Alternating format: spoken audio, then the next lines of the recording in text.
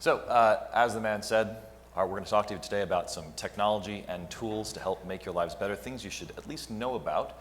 We're going to do this presentation in two parts. So with me up here first, I'll be doing part one, solving some problems using technology, assuming that technology itself is not your problem.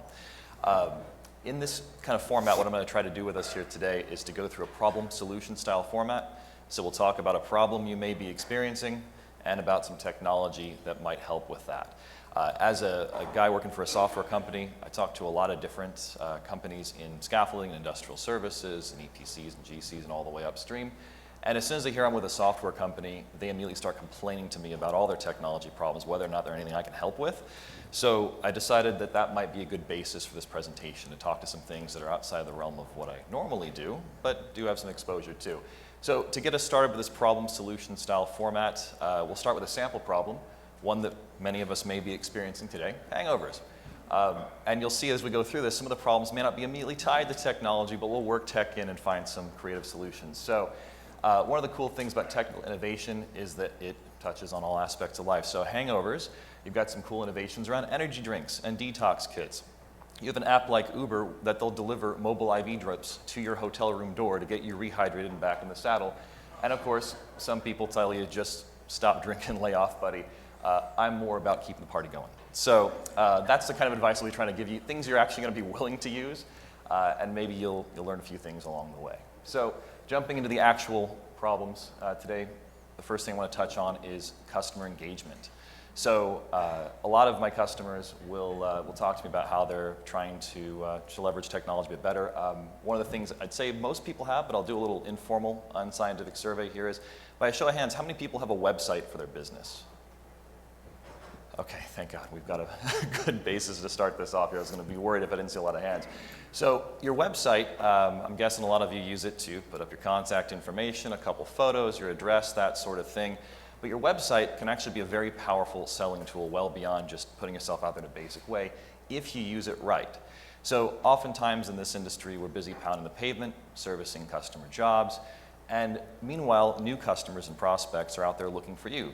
But they're doing that on the internet. They're doing searches, using keywords and things like that, trying to find you, and your website is there to receive that information. So if it's fine-tuned in the right way, it can be a very powerful tool. And the way I kind of present this is your website should do three things for you. It should make you discoverable, it should make you believable, and it should make you accessible. So the first thing, discoverability. Another informal survey here. How many people know what SEO is, or search engine optimization? Cool, awesome. So I might be boring you here for the first part of this then, since you already know a little bit about it. I'll go through this briefly. SEO is something we could talk about for hours. There's a lot of technicalities and nuance.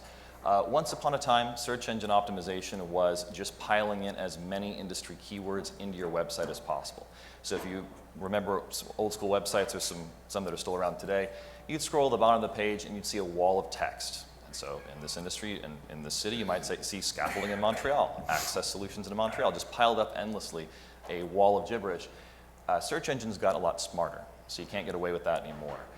They use SEO to kind of try to still cheat the system and try to optimize your website for searchability. So in order to beat the system these days, you have to make a website that actually works, because search engines are really trying to be answer engines. What they do is, what search engines do rather, is they're going to read your website effectively. They're going to use algorithms to try to figure out if the person searching for the terms such as scaffolding and access is going to be able to find the answers to their questions on your website. So a few key items there: usability, providing clear answers, not just fluff, not just generic mission statements, but talking a bit about what you do as a business. And that leads into content, having key phrases and statements and information that provide actual answers to problems, showing that you have a bit of an understanding of your industry. Cross-linking is another important thing there. So not just having your website in isolation, but utilizing social media, so Facebook, Yelp reviews, writing articles in industry publications, and having those things link back to your website. You probably have noticed that when you search for anything on the web, really, Wikipedia oftentimes comes up as your first search result. That's because a lot of websites cross-link back to Wikipedia. So any opportunity you have to be that cross-link destination from other sites and services can be a big help. One thing I want to highlight here, though, is advertising. A lot of people invest in Google AdWords and things like that. it's very valuable, but it's not actually tied to SEO directly. So you can actually, on the cheap, have a website that hits that top level Google search result without necessarily spending money on advertising. That second thing I mentioned, believability. Actually a lot of overlap with SEO. Writing articles and writing content, blog posts, testimonials, job profiles, things like that, that just build out your website and add more depth beyond just your homepage and your phone number. So making sure you've got a lot of content there, something for customers to dig into when they're searching around for information, that they start to trust you and trust your expertise because you have a lot of experience, of course, in the industry, you know a lot of stuff. Put that into writing. You can hire content writers to help you actually write it up. Make sure you're building that into your website. And then lastly, accessibility. Making sure you have a clear call to action on your website, making sure you're putting your contact information up front makes that website that much more effective. I do a lot of searching for researching customers and researching people in the industry, and I'm surprised by how often on a website I can't figure out how to get in touch with somebody. I've got to dig deep and find a random contact form or something like that. It's very helpful to have that contact information presented front and center. Related to that, one thing I really love a lot of companies doing is putting photos and key contact personnel information on your website. So when you go to the Contact Us, you see the team, you feel like you get to know people a bit better. It's a really powerful way of building trust and building a bit of a personal investment with the person who's searching for you to hopefully get them to make that phone call to you. One last thing on that as well, and this one really surprises me sometimes, is you have sites like Google and Yahoo have business registers as well. So if you've ever used a local search on Maps, for example, to look for a restaurant or something like that, the same holds true for businesses that service other businesses.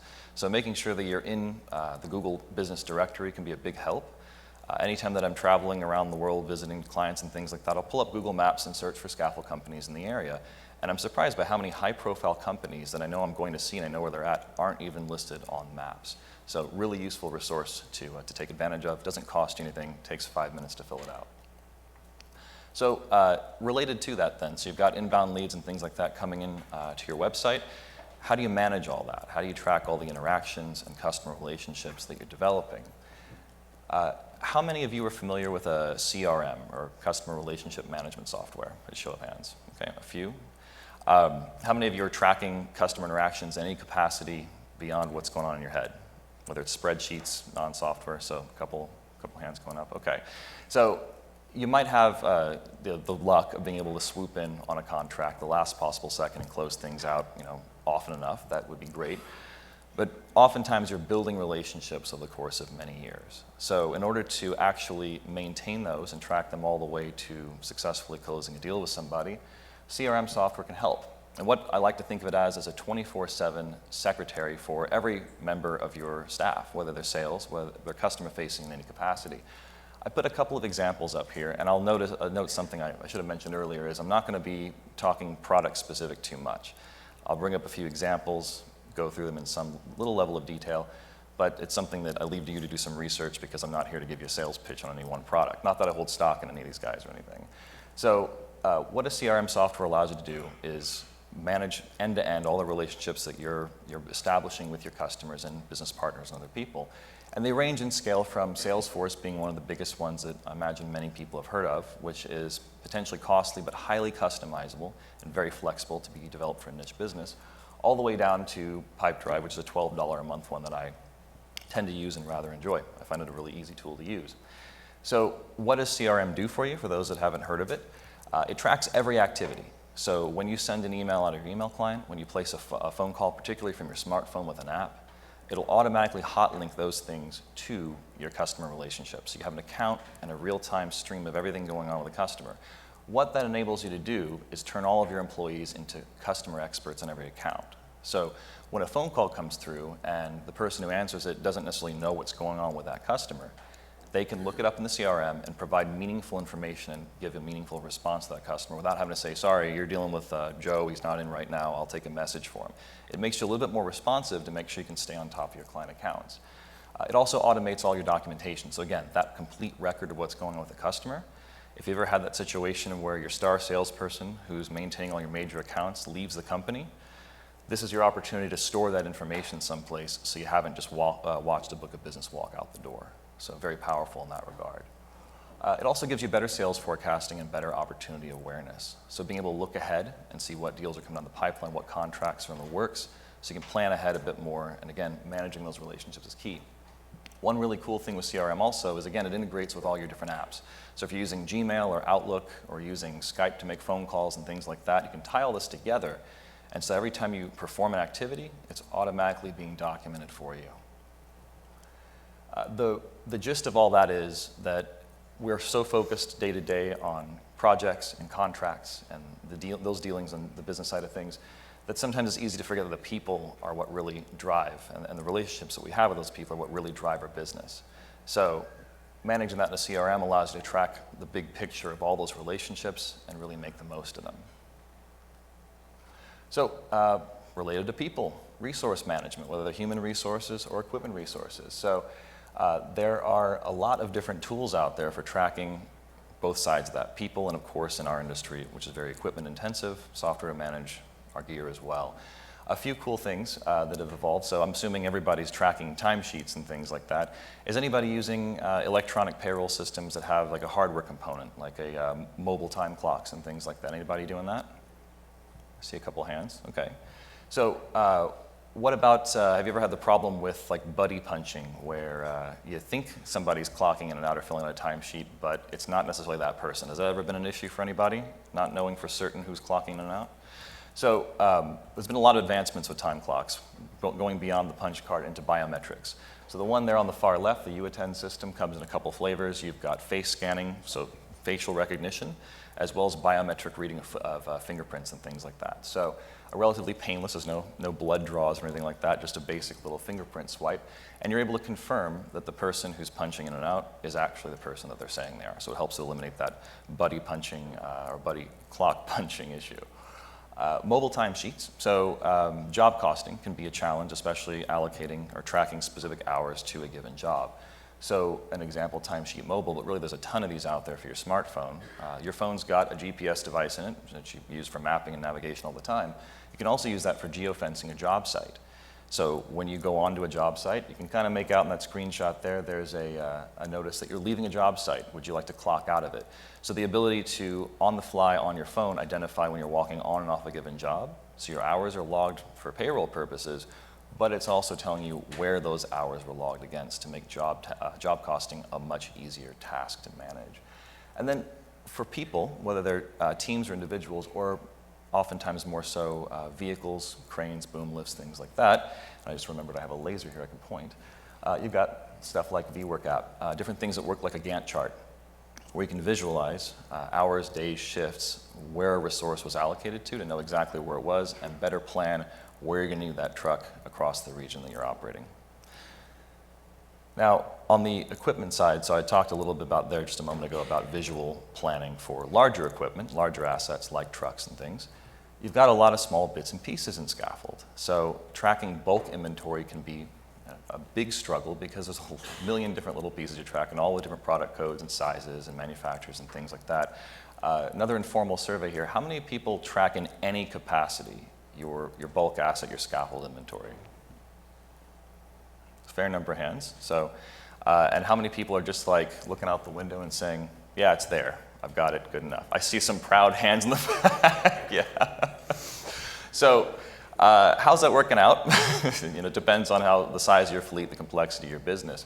So tracking that inventory and the processes around it can be a big benefit. Now, those of you who know me and know the kind of work I do are probably guessing this is turning into a sales pitch. I promise it's not going to be. All that I'm going to tell you is that the right system will give you complete integration. So sometimes people think, well, inventory tracking is a bunch of data entry, and what benefit do I get? Well, if you're using the right software, it automates a lot of things downstream too. So from the initial request to quotes to shipments, inventory, invoice automation, all that stuff, that can be tied together in one system. But the big thing I want to stress here is I don't care how you track it, get something in place to start managing it. Because when you do finally start transitioning into more complex systems, going from paper or nothing can be something of an arduous task. So it's just an important concept to start considering.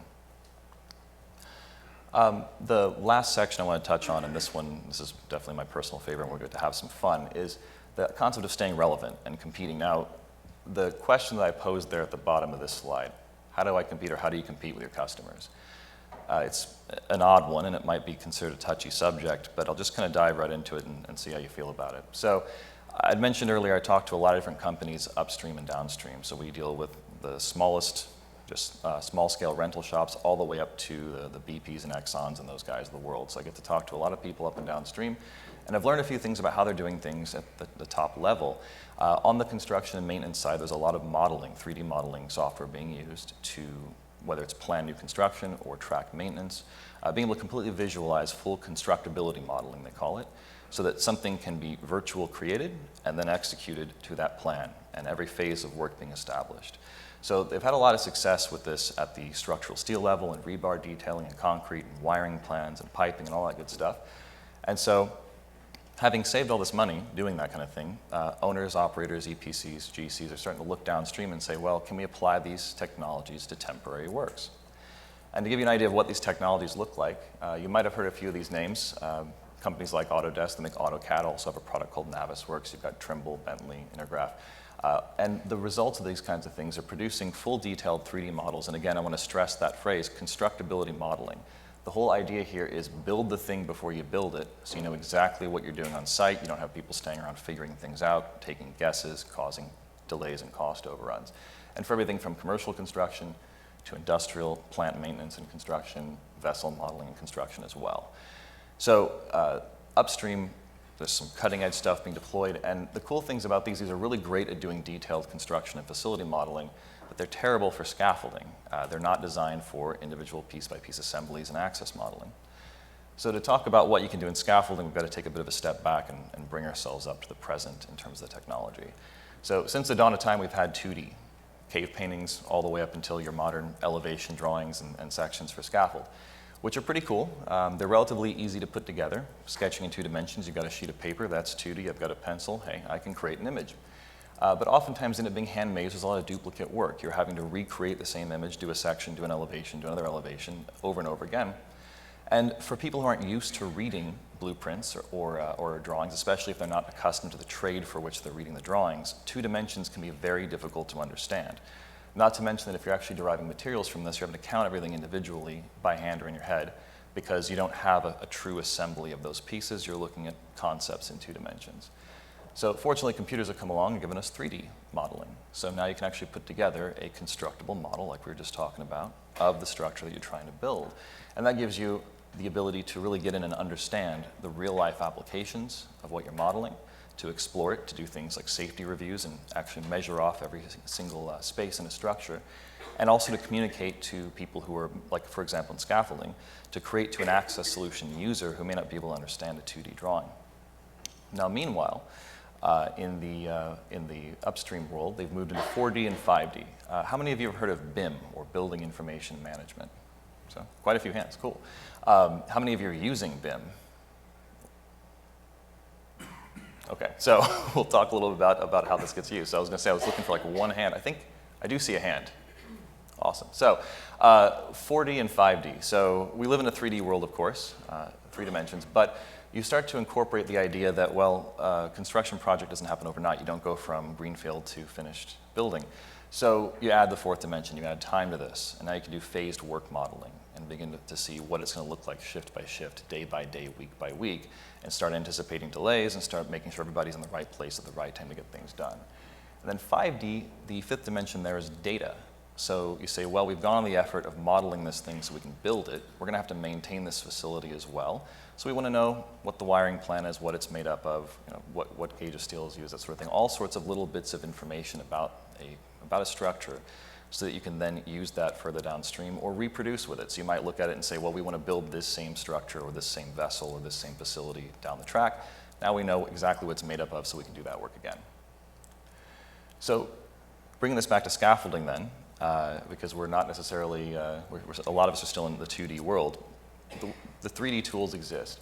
You're able to do 3D modeling on screen, so being able to automate scaffold design and start to visualize in a fully 3D environment. And then I know there was another presentation on, I think it might have been scrubbed, regarding virtual reality. Well, this applies to scaffold as well. So you do have the ability to get virtual reality exposure. And there's a couple of applications for this. So 3D on screen is a great way to do your design work and sit there and piece stuff together. Virtual reality is more of an immersive environment, which a lot of people see this and they say, well, okay, I'm going to step into a scaffold in a box or something like that. I don't know if you come by our booth and play with some of the cardboard headsets we've got.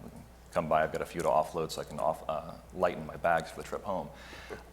So you're able to go in a fully immersive mode and really walk through the job and really experience what a scaffold looks like up close and personal, which is all well and good when you can do this stuff in your head, but for a customer who doesn't necessarily process this in their head, they're able to really understand the solution that you're offering them, and they're able to better explore that. So we've seen the emergence now of virtual reality into these scenarios to really help communication and collaboration. Now, the next step with 3D, throwing another acronym, MR, mixed reality, is the ability to take those virtual models and structures and bring them into the real world. So in the constructability, going back to completed projects and facilities, we're seeing applications of this to where a rebar detail model, for example, is brought into the work site and dropped in front of someone. And I'll show you what this looks like in a second through the view. But basically, you have these headsets that these guys are wearing up here. And you're able to see through that headset a model that's dropped into the real world around you. So the applications, as they're still being felt out, admittedly, even upstream, they still figure out how they're going to leverage mixed reality. But just like 3D before it, and virtual reality before that has come since then, these things are taking hold as industry trends.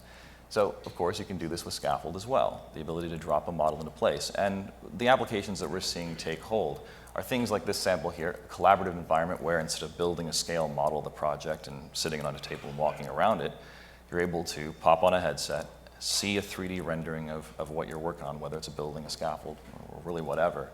And then if you need to make any changes, you can do those in real time in your design tool and bring them right back in the real world and explore them. So we'll take a minute and switch over here and actually show you a quick little demo of what mixed reality looks like in the real world.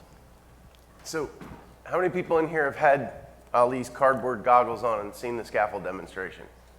It's amazing, isn't it? The thing about the VR goggles is you're not able to see anything else. And so when you put the VR goggles on, it's probably best to be sitting. I've found that sitting in a swivel chair is best because when you turn and turn back, if there's motion, it will knock you over. It's just something that happens. What Ali's putting on his head right now is called a HoloLens, and it is not a VR goggle. He can see you right now. He can see through the lenses that are going to project the image. And so it's going to take a minute to boot up because what he's wearing on his head is essentially a Microsoft Surface built into that headset. He has a pair of lenses inside that he can see through, but that receive a projection. So it also has a camera in it, obviously, so he sees what you're doing. Okay, and so when the image is projected, not only do you see the image, but you can see past it if it's not opaque, and you can walk around, look, almost feel. We're getting there. It's a $2,500 item right now, so it's a little expensive. You're selling them cheap, they're like $3,000. Yeah, and okay, so $3,000. So what'll happen over the next year or two is the adult entertainment industry will get a hold of this. It'll bring the prices way down. PlayStation will pick it up, and then we'll all be able to utilize this stuff for $450 in about a year and a half. Not even. End of year, actually. The next generation is coming out about $500. So right now, this is a complete onboard. Thanks, by the way, for that. And I was going to say the adult entertainment joke. I was tempted to make that joke, but in a room full of erection specialists, I don't know if I'm going to get away with it. So always wanted to make that joke at one of these things. Great, now I've done it. So yeah, this is a complete onboard computer, and I know I look so cool right now, so I can totally see you guys snickering under your breath. He's geeking out. Yeah, I love this thing. So you're able to see yourselves, and you're able to see what I'm seeing, which is a menu superimposed on you here. Getting back to the point about the whole $500 thing, by the end of the year, we're going to have this same hardware for about $500 because it'll be driven by the computer, streaming wirelessly. Because right now, this is just wirelessly communicating over the hotel network to the screen, which is going up there for you to see it. So we'll pull up, and I should explain before I do this, otherwise you'll think I've gone crazy. This is controlled by voice commands and hand gestures. So I'm going to pull up an app I've got running in the background here. Actually, you know what? I'm going to start it up from scratch. There we go. So that'll take a minute to load up there. You're seeing probably about a 5-ish second delay over the wireless here. And you should be able to see a menu of scaffold models. There we go. I'm trying to watch you on the screen here to see what you're seeing. So what I can do is I can use a touch gesture to pick out the thing I'm looking at, and that'll load up the model. Takes a minute to render that. And so you should be seeing a facade that's just dropped right in front of me. So as I mentioned, there's voice commands as well. So I can say a thing like scale down. Scale down. There we go. Hasn't had its coffee yet either. Scale down. And then I can use move mode to pinch and move that object. And I'll try to go slow because I know watching it over the camera can sometimes be a little disorienting there. So how are you guys doing with that? Anybody getting nauseous yet? No, not yet? Cool. So you guys should be able to see a model that I've dropped into space right here, right? Yes. And so I can take a look at this, just like we'd 3D printed or built this model, and walk around it and inspect the scaffold. So virtual reality would allow us to walk through this scaffold first person, climb the stairs and everything. So if I go scale up, I think I might be getting microphone feedback, scale up. Actually, let's just go for broke. Actual scale. Yeah, it's having trouble picking up all the echo. It scaled up twice. Actual scale. There we go. All right, where'd it go? There we go. So now we're standing under this thing. So you should be seeing that on the screen there any second. So I've jumped this up to actual size. Now the problem with this is that if I've had a couple of drinks and I try to walk on that stair, I'm going to go straight through it into the wall. So that's why virtual reality is important, is we can put some, in the safety of goggles, we can walk through this by pressing a button as opposed to trying to walk through the real world. So this allows us to really get a sense of scale. And then if we say scale down about 700 times, it'll come back down to a manageable size. Main menu. All right, so let's look at something smaller just for a sec, just to give you an idea of different types of stuff. So really anything you can model in certain software that I can't say the name of here and now, you can do in mixed reality. There we go. Sometimes you lose where the model is, so you should see that in front of you in the moment. So another example, pedestrian stair over a little canal. Rotate mode. So we can spin this thing around, move it wherever we want, and it's a lot of fun. Not to mention, though, that if you imagine that either you've got a bunch of people with headsets or you have, there's camera rigs you can use as well, so you can watch a screen and see the camera seeing this. That would allow you to also collaborate without having everybody wearing a bunch of dorky headsets. So there's a bunch of different ways to utilize it. And as for the applications, like I mentioned, upstream, this is starting to get used. For you can imagine that last model where I had it on a building facade, imagine that that's also the fully detailed, detailed rendering of the building itself. And you could peel away layers and see what the rebar looks like and the piping behind that and things like that. So it really gives the ability to look at a complete project from the building envelope down to the guts of the building all the way out to temporary works, and pick apart what you want to look at phase by phase and crew by crew and company by company. So that's a little bit about mixed reality that's coming out. So let me get this thing off here. For anybody who doesn't know, we've got a booth in the expo floor, so come by and play with this thing. We've got to get our $3,000 worth of entertainment out of this thing, so come by and have fun with it. And so what I would like to leave you with is just a general idea. Technology is your friend. A lot of people I talk to tend to be a little averse to it, understandably. But there's a lot of technological advancements we've already experienced that have made the industry better. So whether it is software to manage your customer contacts as opposed to using your little black book, or a visual scheduler as opposed to a whiteboard in your office, there's a lot of cool technologies that you can leverage to run a more efficient business, and not to mention having a few fun toys, which I think would be a good opportunity to hand off to you. Okay. How do you follow a 3D? Maestro? Yeah, thank you. So Ali was kind enough to leave this slide up here, and there's a rule about presenting for the SAIA. You can't have your logo in it. We built this presentation on 2 different coasts. I did the gadgets and all the cool stuff. Ali did the cool stuff. That thing is just awesome. But if you notice on the left there's a picture of one of my scaffold trucks. And earlier in Ali's portion of the presentation, he mentioned Google AdWords and SEO and things like that. And so if you have someone that does this, and we do, we have a marketing team, we call it Eric. And Eric's job is to keep Superior at the top of the search engines. And so Ali, in putting his presentation together, went on Google and typed in scaffold truck. And what he got was Superior, little old Superior Scaffold in Philadelphia, a scaffold truck. And he said, well, I can't use that, it has a logo on it. So he went to the next image. It's another Superior truck, and another, and another, and another. And so if you can figure out the game, you can keep yourself present even in markets that don't do you any good at all. All right. Somebody told me I had to put Caddyshack in here, so I did. So people make fun of this guy because he still has a dumb phone, and he thinks it's awesome because, well, it doesn't crash and it won't crack. But if your boss thinks that this is a good thing, you guys are in trouble. We're all in trouble. All right, so the little things that make life easier. I thought we were. on, man. Yeah, you're supposed to take this slide out. I'm not doing that one. How many people in here know that B-Access makes a cup holder for modular staging? I got 2 hands, and they're related. That's awesome. All right, so mission accomplished. You guys now know of the existence of a tool for every scaffold guy should know about. So I teach SAI, a competent person, classes, and more often than not, one of the students says, I forgot my glasses.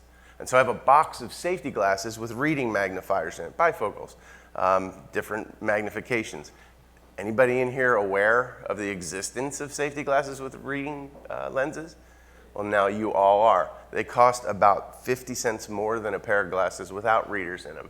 So for $1.30, your aging workforce does not have to remove their safety glasses in order to see or to purchase really expensive prescription safety glasses. Texting. Anybody in here not text? For business, I should say. Oh, Alan? Okay. So everybody's doing it. There is a ton of information traveling back and forth via text. And the reason we do it is, unlike voicemail and phone calls, that text message goes out and it sits there. And if somebody receives a text message and they look at it, it's been delivered. If they don't look at it, the next time they pick up their phone, they're going to look at it. And so texting is a way that we can be assured that that person's going to get that message, they're going to reply to it, and they're going to bring it back. And so we don't miss calls, and we don't have to deal with voicemail. So there's a way that you can send a text message from your email program. So if you have a cell phone number and you know the person's carrier, all cell phones have a hidden email address, and it's the phone number and then however the carrier handles email. So in this case, the phone number at mms.att.net, that looks like an email address, but that's how a text message is delivered to a phone. And so everybody who's using ATT can know this one. I'll give you a list of as many of the other carriers as I knew about. And so what can we do with this? You can send text messages from your email program. You can create groups. You can, groups such as scaffold builders or drivers or something like that. We can send group reminders via text message. And the beauty of this is it's not a group text. In other words, how many people in here have been caught in the group text monster that you can't get out of, and at 4 o'clock in the morning you're still getting messages? What this does is it sends an individual email to each one of the phones. So if anybody replies to your text message, it comes back to your email program, which means you can use your rules setting in your email program to save this stuff automatically, to give you alerts that somebody's replied to it. So we send out a reminder. Toolbox Talk due today. So you create a group called Foreman, you put all of their numbers in there, email the Foreman group, and off it goes. We use it for text blasts for safety and for information. So 2 times a week, I put together a Twitter-size piece of safety information. I send it off to the entire carpenter, foreman, and scaffold builder group, and they get it, or I do the drivers or the yard guys. Simple stuff. Extreme heat today. Stay hydrated. Housekeeping things like keep your work area cordoned off from pedestrians. Now, announcements, job canceled due to weather. So you can you can just say, hey, the 5 guys that were on this job, we're going to send them a message to tell them to turn around and head back. Foreman meeting, July 28th at 2 p.m. You can create a nice meeting in Microsoft Office and send it out, and 80% of your guys in the field are never going to do anything with it. But if you send them a text message that tells them to be in the office Friday at 2 p.m., then they understand. So OSHA's requirement for training includes the supervisor delivering the information, giving the workers the opportunity to ask questions regarding the information they've just heard. Okay, the supervisors then answer the questions, and then records are kept. And so that, in a nutshell, is a tiny little, it's what OSHA considers training to be. And so we all follow that format. You may realize that you may not, but toolbox talk is a piece of information we send out to the field. Our foreman gives that information to his workers. They ask him questions, he answers those questions. They all sign off that they got it, it comes back. That's a training. Well, if you use text messages for small bits of training, when that's all compiled together, if you were to be audited and asked, have you trained the employees in this? And you have that text blast. And by the way, you can put in, request a response, something along the lines of reply yes if you understand, or if you have a question, reply with the question. You take their questions and send the answers back to the entire group. So you have the interaction that's required for it to be a training. And then, of course, with your Microsoft Office or any of your, whatever your email client is, that information comes back, you save it in a folder, and so you have additional training that's going on at all times. For the real small guys who don't really have a safety program yet, everybody knows there's an app for everything. And so the Safety Meeting app, that's exactly the name of it, is a full safety program in a box. It gives you your toolbox talks, your other training information, record keeping, and it's all done in a phone app. And then we can move up the line. PerVD it's based for inspectors. So whatever your inspection process is, you have forms to do that. PerVD takes that and takes it from paper-based to paperless. At Superior, we use this program called ProntoForms. And ProntoForms is an app that runs on the employees' phones, but from the office, behind the scenes on a computer, you can make a drag and drop form. So any form that you have, we have an inspection sheet for sidewalk protection. I can take all of those questions, create question boxes, and in about 10 minutes, completely turn that paper form into electronic version. And it will accept the foreman's signature on there to make it an official record. Insurance companies are a great resource for safety information. Okay, you can contact your insurance company's safety department, and I guarantee you they have a full library of information that's at your disposal. Allied has taken it one step further. They spun off a group of techies to put together what they call the Allied Safety Toolbox. And this thing is going places. Not only is it a place to store your records, but it contains full training programs with instructor information. So you can take your company's safety director, give him this information, your trainer, give them that information, and there's an entire program in there, soup to nuts, everything you need to be compliant. All right, so we talked about gadgets, so we'll do a little bit more software and then we'll get into the cool stuff. Weather is a big concern for scaffold companies. When we teach at in the SAI Competent Person course, we give the statement, industry standard, no more than 25 mile per hour winds and no lightning. So 25 mile per hour winds, how do I determine the wind where I'm at? I look at my phone, I can see wind, which is at the airport. And so unless the job's at the airport Hilton, it's not really accurate information. So for about 25 bucks, we've got a wind speed indicator, and all you do is push the button, hold it up in the air, and it gives you the wind speed. And so, a really simple gadget, and it's amazing what can happen. In the big cities, gentle breezes coming in from the outside of the city, they rush into what are basically canyons of the skyscrapers, and there are areas within the city where gentle breezes become damaging winds.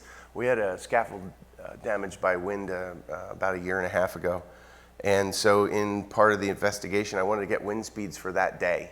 And so as I was digging, I stumbled across a map of Philadelphia, the city that I'm in. And there were 2 red zones. And it seems that the city of Philadelphia has 2 extreme wind zones. Guess where my scaffold was? Right at the apex of the Market Street corridor wind zone. And it was just like, I didn't even know it existed. So, good tip, just do wind speeds and your city name, and you may find out that you have some really dangerous areas. And so, there's another factor of wind that we take into consideration and we have to track, and that's when we do an enclosure.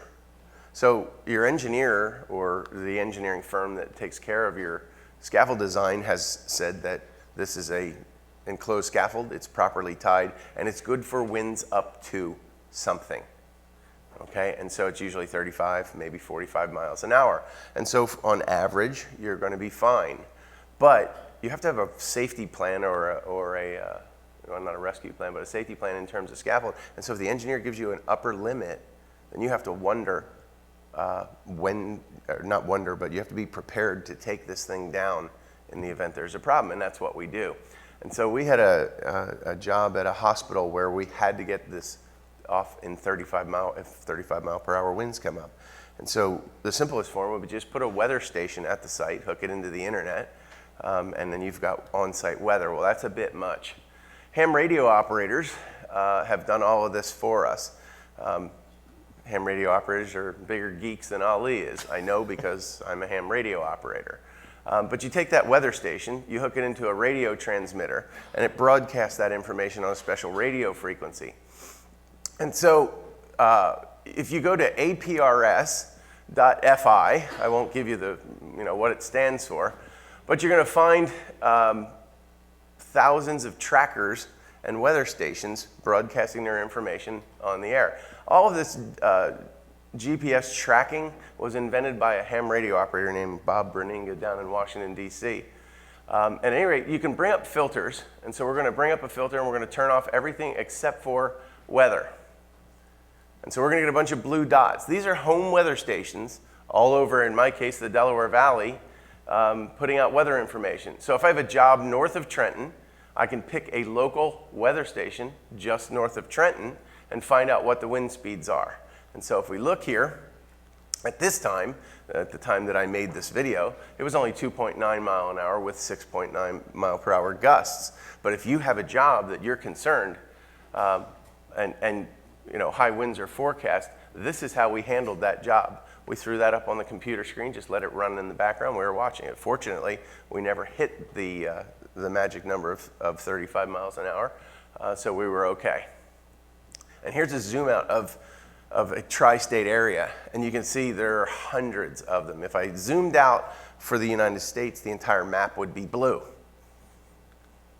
All right, so back to the other half of the SAIA Competent Person course, and it says no lightning. So lightning in the area is a problem. Now, everybody has a cell phone. Their cell phone has a weather app on it, and some of us have turned on the storm announcements. And the storm announcements are a great tool. The problem is that an iPhone 6 Plus costs about $900. If you're on the side of a building, in sunny Florida, my favorite, sun shining on your back, on the other side of the building, less than a mile away, all hell is breaking loose, you want to know about it. And so this is actually the reason this entire presentation started. Somebody at the bar in Austin had a lightning detector in their briefcase. And I went, what is that? It's a lightning detector. And I said, A, what is a lightning detector? And B, why do you have one? Well, he's an umpire for local kids baseball. And they issued this lightning detector so that if lightning shows up within 10 miles, he gets all the kids off the field. If it does it again within 6 minutes, he calls the game. And you would think that it's connected to some sort of system.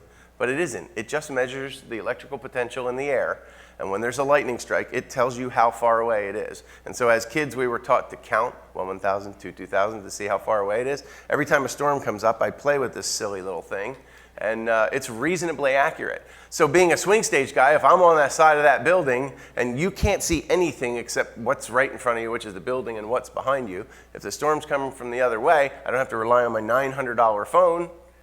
I can rely on my $23 lightning detector.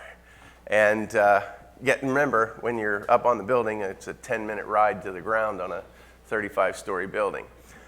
Part of my job with Superior is to handle safety, not only in the field, but in the building.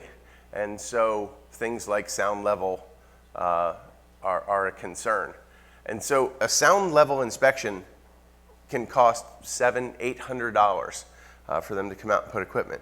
And when it's all said and done, you're cleared and good to go. So you've spent $700 on it. This thing costs $14 and will give you a reasonably accurate reading. You can also do an app on your cell phone for a sound level indicator. And so we're looking for something around 85 decibels for a certain amount of time. Your phone's a good tool, except now you're gonna have to leave your phone in the noisy area for 8 hours and let it check to see what the levels are.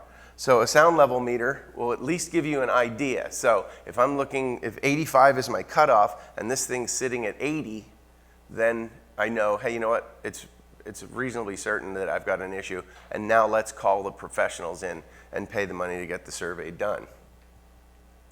Cameras. Anybody in here not have a camera on them right now? That's awesome. Okay.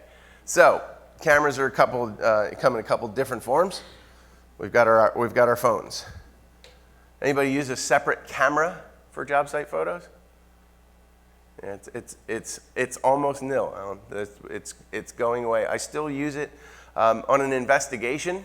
It's better to use a camera. You get better resolution, and then you can take the memory card out of the camera, put it in the safe with the rest of the information from the investigation, because, well, nothing's going to happen for 1 year, 364 days anyway. All right, and so we have these cameras, and we're taking thousands and thousands of pictures. And so what do we do with them? There's thousands of pictures that most companies are not seeing that their employees are taking. And so we have some salesmen with us that are reasonably technically inclined, and then some that are not technically inclined at all. And so we had to figure a way to get their photos. And so since they're company assigned phones and we control them, we installed Google Photos. And what Google Photos is, it's a simple app for you to upload your photos to, and then they will store them. If you upload them at a certain resolution, they'll do it for nothing. And contrary to what everybody says, oh, your photos become the property of Google and they do whatever they want with them, if you set your photos to private, then nobody has access to them except you and anybody you give the link to. And so the concerns are it's not Big Brother watching. And so Google Photos is the simplest way to store them. And what we've done is we created a company account and we pointed 3 or 4 of the salesmen's phones at the account. So every picture they take is automatically uploaded as soon as the phone sees a Wi-Fi signal. And so this information goes up to the web. Now you know why Eric has such great pictures to put in the blog, because we're capturing all of that information. Job costing, Ali mentioned, and one way to do that is to actually keep an eye on what's going on the job site. Now there are a couple of companies out there that do this. The one that I like the best is OxBlue. Now it's a full security camera. It can work in real-time video. It can work in time-lapse video. And it's cellular-based and self-contained. They even have a solar-powered version, so you don't have to worry about power. But basically, this thing comes on a pole, and you can clamp it to a scaffold, and then somehow disable the ability to take those clamps loose, and you can watch the job site. They have a stand with protective padding that can go on a roof across the street from a job site, and so you get a constant monitoring of the job going on. And this is a job that I found on OxBlue's site, and it happens to have a stair tower in it. And so it's a time lapse of the entire job site. And this is just something that the software has made. The owner of this camera has the ability to go in, not only look at all of the individual pictures that were taken, but videos that were taken of the job site as well. And you can see every once in a while there's rain on the lens and everything. So if you really were trying to figure out what went wrong, where did we lose money on this job site, you can see weather, you can see all of the information you need to determine what's going on with that. All right, another kind of camera. This one is my absolute favorite. It's this little golf ball that's sitting right up here. And so it has two lenses on it, one on each side. And so if I set it like this lens covers more than 180 degrees, as does this one. So it overlaps. There's a computer in the camera that stitches that image together. And so it sees 360 degrees at all times. And so if I just push the button here, wake it up. It's not going to, I wish it would fly around the room and take pictures, but there we go. And so it's now awake. All right, so we'll have some video to put up. So the Samsung Gear 360 records video 360 degrees at all times. When I was doing this presentation, putting it together, I discovered this camera. Immediately had to have it. It is $1.7 million. It's 150 bucks. And what can we do with it? Well, I put it on a selfie stick, and I took it out onto the job site that I had to do a safety inspection. And so what you're looking at is a video that I recorded off of my computer. I'm actually using my mouse to scroll. And so as I walk along, I'm looking for the things I'm normally looking for. The camera is seeing everything that I'm not seeing. And so you can pause the video when you get back to the shop. You can scroll. So I can check in front of me, I can check the decks overhead. So it's seeing everything that I didn't see and giving me the opportunity to go back and look, finish my report, my inspection for the job, and then store that video for later use if we get into a situation where someone's saying that something wasn't the way that we said it was. And if you notice when I walked under there, we had gaps wider than 1 inch in the deck. And so I may not have seen that with my hard hat brim here, but I will see it when I get back to the office. And so for 150 bucks, you can get a 3-dimensional record of every job you walk. Dave was telling me yesterday that for an enclosure job, they do a log of every tie, and it's done by grid. So each upright is a letter, and each tie point is a number. And so you could walk the job with one of these cameras, and you don't aim it. You just walk. It sees everything. And so Dave could do a full tie inspection without physically having to sit and draw his grid. All right, so now we've got cameras. We've got all kinds of stuff. Google Photos will work, but what do we do with all this data? Videos are big. They're hard to store, and they used to be expensive, and you used to have to deal with them. You used to have, what am I going to do with this memory card? Do I have the right adapter to get it into the computer? We don't have to do any of that anymore. We talked about Google Photos. YouTube. What you were just watching, my inspection video, is on YouTube. It's in the company account on YouTube, and I can access it at any time. Nobody else can access it unless I give them the link, which you can do. Customer says, how'd the safety inspection go? Well, you've got some issues. If you go to this link, you can look at the video. And YouTube knows when I upload it that is a Samsung Gear 360 camera video. And so it takes care of all of the things necessary to make it so that you can scroll in any direction and look around.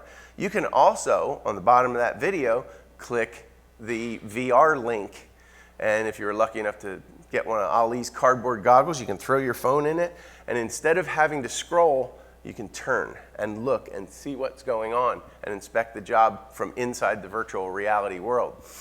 Google Drive, when you signed up for your Google Photos account, you also got a Google Drive account. It's just an online hard drive that allows you to store documents. So if you need a place to store this kind of stuff, it's there. I'm giving you the simple stuff. OneDrive is a Microsoft product, exact same thing as the Google Drive. It's just controlled by Microsoft. And then Office 365. How many people in here are using Office 365? Whole bunch of hands. All right. So 10 years ago, you didn't have Office 365. You had what was called an Exchange server. And you had a whole team of people running that Exchange server to make sure that things went well. And at some point in time, cloud-based storage became cheap and popular, and Microsoft invented Office 365. All right, so we have email, PowerPoint, all of the Office apps at our disposal as a result of having an Office 365 account. What we also have is SharePoint. And SharePoint, if you think about the name for a second, it's a point in cyberspace where you can share all your information with your entire workforce. And so if you already have Office 365, you already have SharePoint for free. Now, SharePoint is a seminar in itself. I could do 2 hours on SharePoint and only touch on what it can do. But I'll show you what we did with it. Ali and I needed to put together the technology and scaffolding presentation. And so I created, at just the click of a button and answering a few questions, what do you want to name it? Where do you want to keep it? And what do you want to put on the SharePoint site? And so I created the technology and scaffolding at the click of a button, and here it is. And so then I sent the link to Ali, and it gives us chat window so that we can send messages back and forth to each other. I can put as many people in the group as I want. It stores video, audio. It stores the presentation itself. And it gave us both the ability to click on the presentation, make changes to it, and hit the save button, and the other guy on the other coast could see instantly what it was. So if you have Office 365, look into SharePoint because it is an amazing tool. All right, another one, Ali showed the OneNote logo up there. What you're looking at is my actual notebook. OneNote is part of the Office app, but it's also a free app for phones. And of course, the portable desk, the iPad. And so you can create tabs, and then each tab can have subjects underneath of it. So every time I go to SAIA, I pop in a new tab and any notes that I've taken. SAIA, Suspended Competent Person Training, when I took it, I was taking notes. And so every tab that you've ever created and every subject that you've ever created since the beginning of time can be saved in a notebook. You can use it as a day planner and dump things, or you can keep it forever. And the cool part of that program is you can put programs inside of it. And so our PowerPoint presentation, if I made notes on it, I can drop the presentation into one of my notes. And so if I need to go back and make a reference to it, I can just click on it and it comes up. All right, so PhotoIn. PhotoIn is a construction photo app. It's designed to catalog your photos for you. Go to the job site, take a photograph within the PhotoIn app, put in a couple of keywords, 1234 Market Street, John Smith Plastering, and hit the button. Saves it, knows where it is. So somewhere down the line, you may have 300 pictures from the John Smith Plastering job. All you do is type in John Smith. They all come up, 1234 Market, your job number, anything like that. Not very expensive. Actually, I think PhotoIn might be very, very low cost. And then there's the opposite end of the spectrum as far as what storage can do. Smartvid.io. It is a storage facility for your images and videos. The difference is it has smart technology running the show. And it will view your videos. It will take in the content. It will listen to what the people are saying. So if somebody in there says stair tower becomes one of the keywords for searching. And so 3 years down the line, you put in stair tower, and it'll show you every stair tower job you've ever done. It also recognizes wet cement, insulation, drywall, rebar. It has keywords. You can teach it what things are. So if you're building stair towers, you can teach it what a stair tower looks like, and then you don't need to tell it anything. Send up the picture of a stair tower, it files it under stair tower. So this is where things are going. Tracking of equipment. Everybody's seen the commercials for Tile? Put it on your keys, you find your keys. It uses Crowd's GPS and Wi-Fi. And so you put a tile on something, you walk down the street, people's smartphones pick up that tile and tell you where your stuff is. And so it's a simple way. You can put these things inside the battery packs of your tools. And so essentially for a tile account, you pay for the tile and the tracking is free. You can very simply track your tools. And some of the big companies are getting involved. Milwaukee makes the tick, and you can bolt this or silicone it to your bigger equipment. And the same thing as the tile. When it comes in contact with a cell phone, it reports in. All right. All right, so here's a piece of gear that this guy's marketing on a Kickstarter. And it was amazing to me that, he didn't have a safety line. He has a lot of faith in his product, but just think of what could be done with a piece of equipment like this in climb assist and material movement when we get to the point, where this thing hits the market. All right, this video, I hesitate to show it to you because it's wonderful, but if your industrial safety directors find out that this exists, it's going to get very expensive. So this gentleman here has I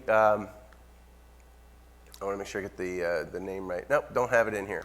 So it's I want to say 3M, and I believe it's one of 3M's spin-off companies. But he's hooked off, and he's got his lanyard on, but unfortunately, what he's holding onto is a little slippery, and so now he's in a precarious position. He has 14 minutes to get himself out of that harness because of suspension trauma possibilities. But he is conscious. He could use leg straps, or because he's wearing this particular piece of gear and he's less than 65 feet off the ground, just pull this red ribbon and down he goes. Self-rescue. How many people have to write rescue plans for their scaffold crews and can't figure out how to get a guy down from 65 feet in the air because of strange things going on at the job? This is a solution to the problem. Now, at the time that they came out and did a demo of this for me, it was available in lengths up to 65 feet. They were talking about going longer, and it cost about $700. Unfortunately, the adult entertainment industry is not going to help us with this one, so we'll just have to wait for supply and demand to bring the price down. Nope, not going to do it.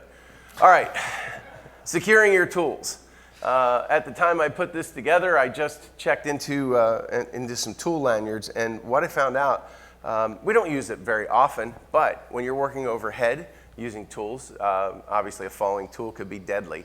And so I saw this proto skyhook demo, and I didn't want to have them be the only ones. And then so I threw in Ergodyne because we've used some of them. But yesterday here at the show, Alpha Source was here and had the same lanyard systems, and they've got a lanyard for every possible tool out there. They've got some pretty innovative tool bags. But if you look at the proto skyhook, this thing on the right here is a wristband. And so you put a wristband on each wrist. Your tool belts have receptors for these, right here. And so you're 100% attached to the tool. The tool is attached to your pouch. Your hands are free.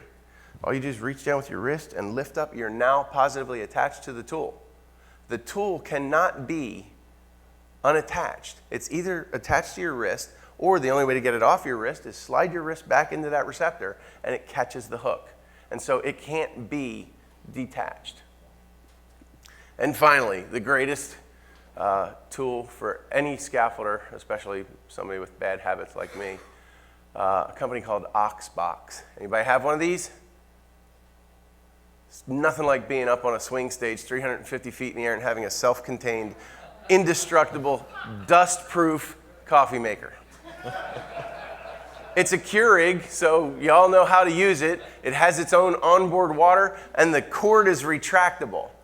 It has crane lifting hooks so they can get it up to you.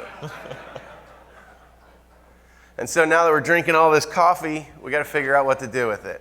So I guess I have to address it, but not with this. This is a technology seminar. So the Travel John will capture urine and turn it into a gel and make it spill-proof.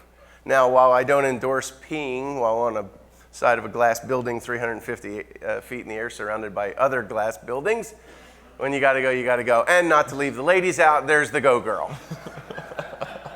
The Go Girl used to be known as the She-Wee, but I guess when the phrase Go Girl came, they figured that that's what they were going to do. So with that, I'd like to thank you very much. I don't have any kind of handouts for this stuff. It took hours to shave this thing down to a half an hour. There's lots of stuff we left out. But there's the email addresses. If we can help you with any, catch us here at the show, or just drop us an email at any time. Thank you very much.